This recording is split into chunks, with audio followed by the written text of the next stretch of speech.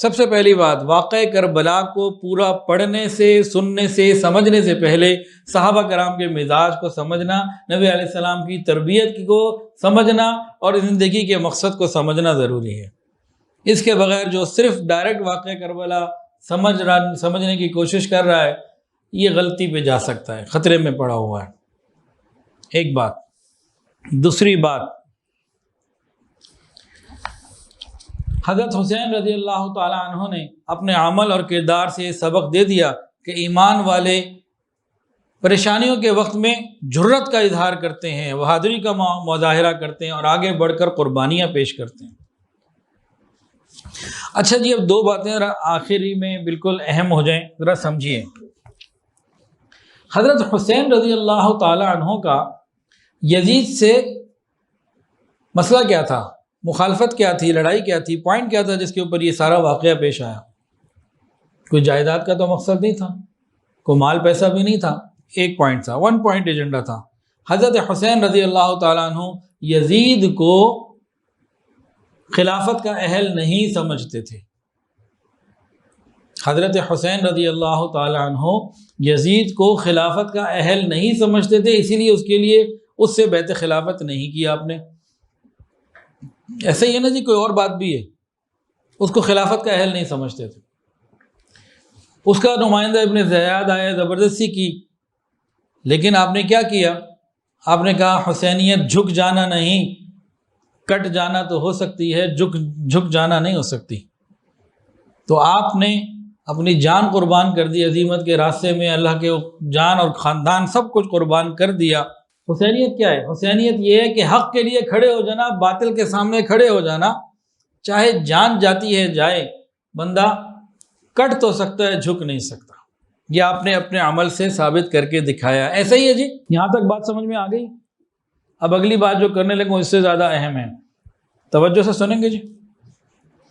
حضرت حسین رضی اللہ تعالی عنہ نے کس کے ہاتھ پہ خلافت کی بیعت نہیں کی؟ کیا نام تھا اس کا؟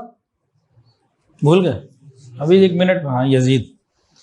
یزید سے پہلے کون تھے جی مسلمانوں کے خلیفہ؟ کسی کو معلوم ہو تو بتائیں۔ حضرت معاویہ رضی اللہ تعالی عنہ، ان کے ہاتھ پر حضرت حسین نے خلافت کی بیعت کی۔ اس سے کیا ظاہر ہوتا ہے کہ ان کی خلافت حق تھی تو بیعت کی۔ یزید کی خلافت کو انہوں نے سمجھ لیا کہ یہ حق نہیں ہے تو بیعت نہیں کی، جان دے دی۔ تو حضرت حسین رضی اللہ تعالی عنہ کا یزید کی خلافت پہ تیار نہ ہونا، اس سے بیعت نہ کرنا، اس بات کی دلیل کہ یزید خلافت کا حقدار نہیں تھا، اور یہی دلیل کہ انہوں نے حضرت معاویہ رضی اللہ تعالیٰ عنہ کے ہاتھ پر بیعت کی، یہ اسی بات کی دلیل ہے کہ حسینیت ہی یہی ہے کہ حضرت معاویہ رضی اللہ تعالیٰ عنہ حق ہے، ورنہ وہاں کھڑے ہو جاتے۔ اور آگے چلیے، حضرت حسن رضی اللہ تعالیٰ عنہ کون ہیں؟ حضرت حسین کے بھائی، بڑے یا چھوٹے؟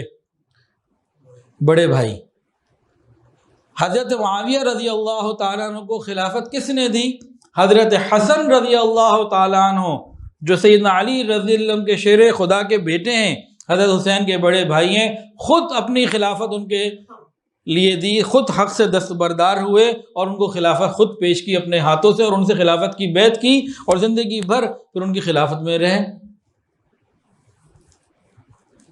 اب حضرت حسن رضی اللہ تعالیٰ عنہ نے ان کو خلافت خود دی، ان سے خلافت کی بیعت کی، سیدنا حسین رضی اللہ تعالیٰ عنہ سے خلافت کی بیعت کی۔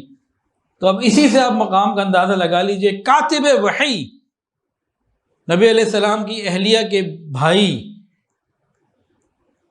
آپ کے برادر نسبتی سیدنا امیر معاویہ رضی اللہ تعالیٰ عنہ کتنے مقام کے صحابی تھے، عظیم صحابی تھے۔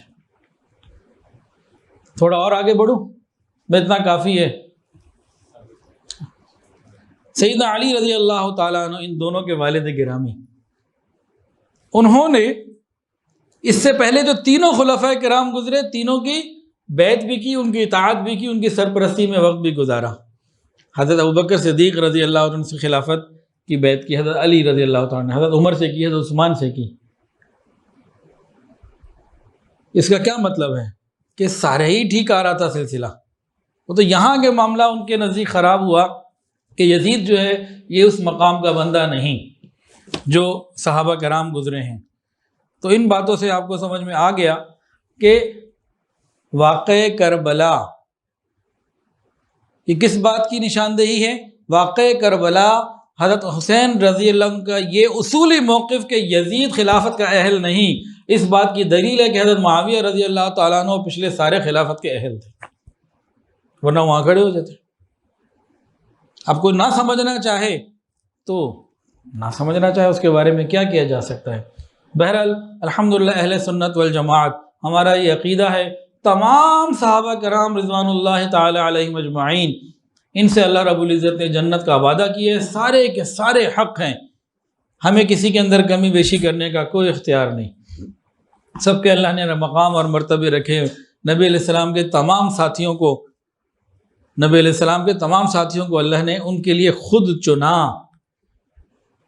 پرانے انبیاء کے واقعات میں قرآن مجید کے اندر آتا ہے، نوح علیہ السلام کے واقعے میں قرآن کھول لیں سورہ اعراف اور بھی جگہ پہ ہے، حضرت شعیب علیہ السلام، حضرت صالح علیہ السلام، حضرت ہود علیہ السلام، ان کے جو پرانے انبیاء کرام تھے نا، ان کے صحابہ کے بارے میں آتا ہے والذین آمنوا معہ، وہ لوگ اور ان کے ساتھی، وہ انبیاء اور ان کے ساتھی، حضرت نوح علیہ السلام اور ان کے ساتھی، ہود علیہ السلام ان کے ساتھی، صالح علیہ السلام ان کے ساتھی، سارے جنتی۔